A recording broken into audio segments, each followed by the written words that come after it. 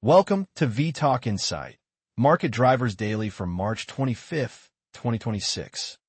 Relief in equities and oil today is running straight into unresolved Middle East tensions and a still tightening energy system.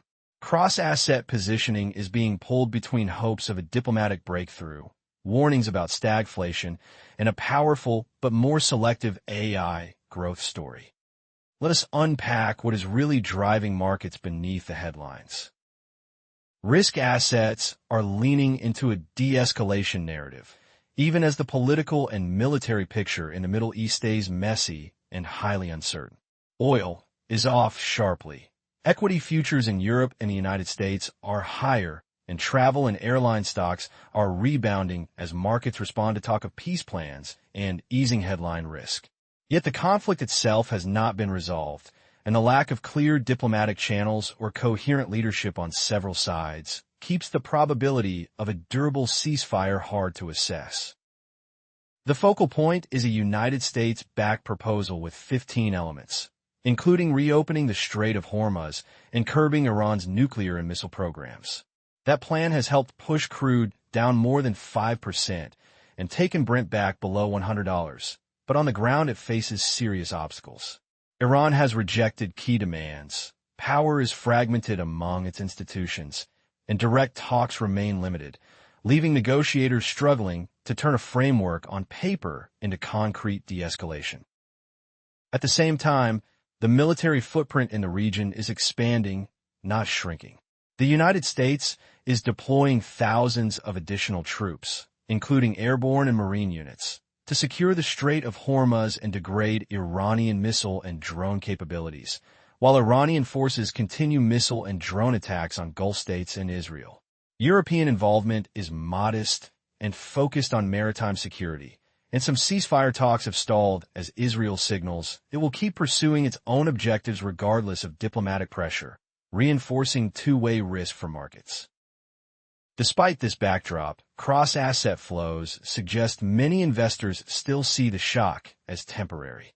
European equity futures are up around 1.3%. Energy stocks are underperforming as the risk premium in oil fades, and large technology names from Tesla to Nvidia are showing pre-market resilience. Flows indicate a bias toward equities over bonds. S&P earnings growth expectations have nudged from about 11 to 12%, and some desks have shifted from bearish to neutral on risk, treating U.S. Iran tensions as a price spike rather than a regime shift. There is, however, a growing camp that views this optimism as fragile. Ongoing Revolutionary Guard-led attacks, persistent missile strikes, and Iran's rejection of ceasefire proposals all underline that the conflict could be prolonged, echoing the structural energy shock we have been highlighting in recent days. Warnings from large asset managers that oil at $150 could tip the world into recession, alongside insurance executives expecting a United States downturn within 3 years, point to underappreciated stagflation and hard landing risks if diplomacy fails. Policymakers are trying to keep options open. The European Central Bank is flagging upside inflation risks and readiness to respond at any meeting, while the Federal Reserve is inclined to wait and watch how energy shocks feed through before changing rates, amid a potential leadership transition that could complicate communication. At the same time, unusual trading in oil and S&P futures just ahead of geopolitical announcements and highly accurate war-related prediction market activity have raised concerns around insider information and market integrity, prompting expectations of deeper regulatory scrutiny. Looking ahead, the hinge for this narrative is whether diplomacy gains real traction.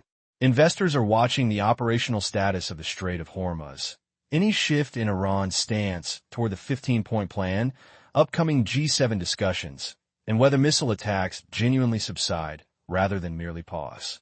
In summary, valuations today reflect a bet that geopolitical risk will simmer rather than boil, but the combination of limited diplomatic capacity, ongoing hostilities, and unresolved security demands keeps the distribution of outcomes unusually wide, setting the stage for the energy and inflation dynamics we turn to next. Headline oil prices are lower, but but the structure of the energy market still looks more like a protracted squeeze than a short-lived scare. Brent and WTI have dropped over 4 to 6% on de-escalation hopes, with benchmarks slipping below $100. Yet physical barrels in the Middle East and Asia remain extremely tight, trading at large premia to paper contracts.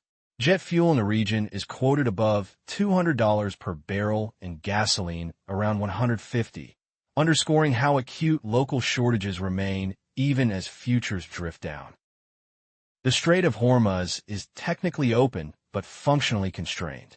Iran is allowing only selected non-hostile ships through, imposing transit fees of roughly $2 million per voyage, and transport costs for energy shipments have jumped 4 to 5 times since the conflict began. Oil flows are severely restricted. Producers have shut in fields, refineries have cut output due to storage bottlenecks, and attacks on infrastructure, such as Qatar's Ras Laffan facility, combined with global reserve drawdowns, raise the risk that supply disruptions could last months or even years. The knock-on effects are increasingly global. Fuel shortages that started in South Asia are spreading toward Europe, with warnings that constraints could intensify into April and force rationing and reduce mobility. In the United States, gasoline prices have risen nearly 30% in a month to around $4 per gallon in some regions, adding an estimated $12 billion per month to household fuel bills and hitting lower-income consumers hardest. While specific areas like California face heightened vulnerability and even talk from major refiners about exiting the state over regulatory and geopolitical pressures. This energy shock is feeding a clear stagflationary impulse. For the euro area, as a net energy importer, higher oil and gas prices act like a terms of trade tax, with European Central Bank research showing that large and persistent energy shocks can push inflation far above target and keep it elevated for years, even as growth weakens.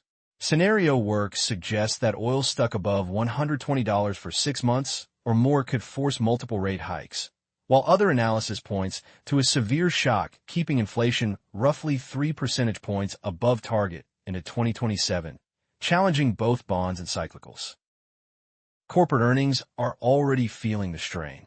Airlines are cutting capacity and signaling up to 20% fare increases on some routes just to break even, with low-cost carriers particularly exposed and names like JetBlue facing credit concerns and potential consolidation pressure.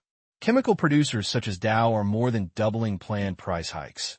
Energy and chemical stocks have underperformed on days when oil sells off, and analysts warn that if elevated prices persist for another month, margin pressure could become visible in second and third quarter results across transport, consumer, and industrial sectors.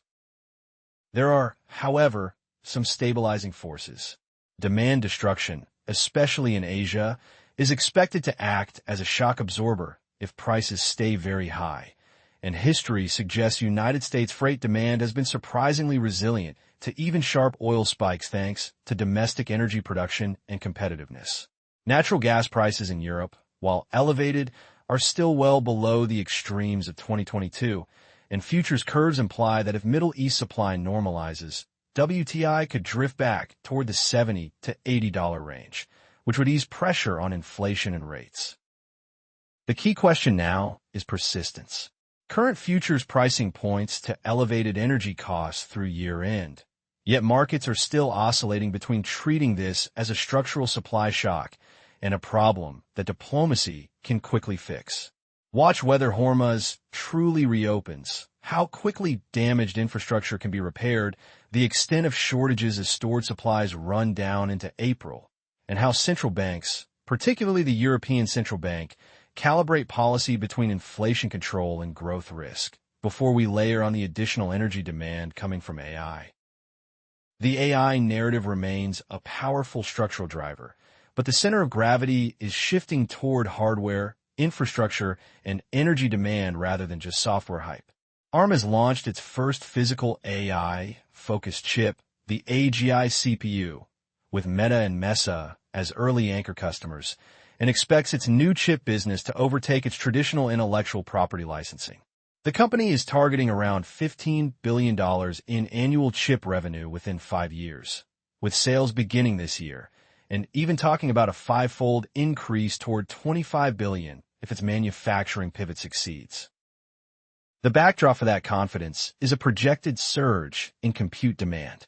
Agentic AI workloads are expected to roughly quadruple demand for central processing units, with ARM estimating the broader CPU market could grow from about $60 to $70 billion in 2026 to $100 billion by 2030 as data center build-outs accelerate. Memory supply is tight over the next 12 to 18 months, even as some chip makers like Micron and Western Digital come under pressure from new algorithms that may reduce memory needs, highlighting how quickly the winners and losers can rotate within the AI value chain. In contrast, the software and content side of AI is seeing more volatility and scrutiny. Amazon's new AI tools on its cloud platform are intensifying competition for smaller software firms, contributing to sell-offs in thematic baskets, while the abrupt shutdown of OpenAI's Sora video app and the cancellation of a planned $1 billion partnership with Disney underscore how fragile some headline deals can be. Investors are becoming more discerning, focusing on businesses where AI-driven revenues and cost savings, such as Chewy's targeted $50 million efficiency plan, are clearer and better aligned. AI is also reshaping the labor discussion, though its macro effects remain more muted for now.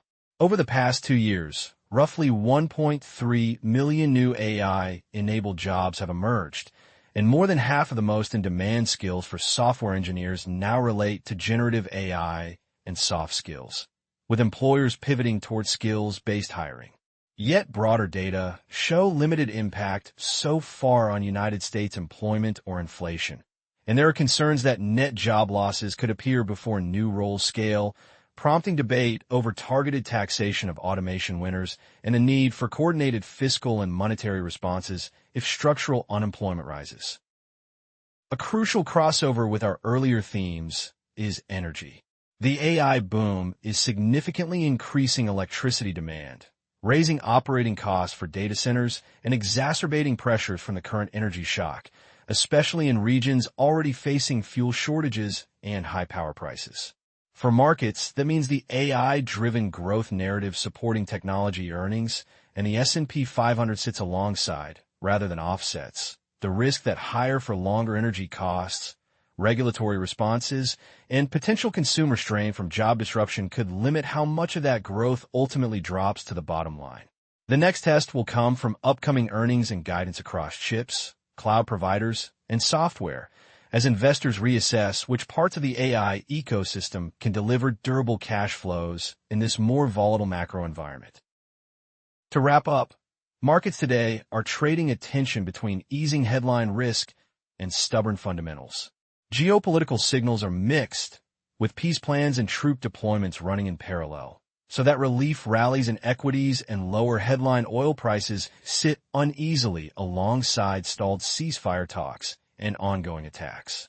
Beneath that, the energy system still looks structurally tight, particularly in Asia and Europe with transport bottlenecks, higher gasoline and jet fuel costs, and rising corporate margin pressure pointing to stagflation risks that could constrain central banks and growth for months. At the same time, AI remains a major, but increasingly selective, growth engine as hardware, data centers, and power demand take center stage while software and labor impacts attract more scrutiny and potential policy response. The common thread is that dispersion is rising across regions, sectors, and even within AI itself, making the path of risk assets highly sensitive to incremental news on diplomacy, energy flows, and earnings guidance. This video is for information only and is not investment advice. If you found this video useful, please like and subscribe to vTalkInsight. Alternatively, visit vTalkInsight.com to chat with our specialized AI market assistant and access the latest interactive market insights.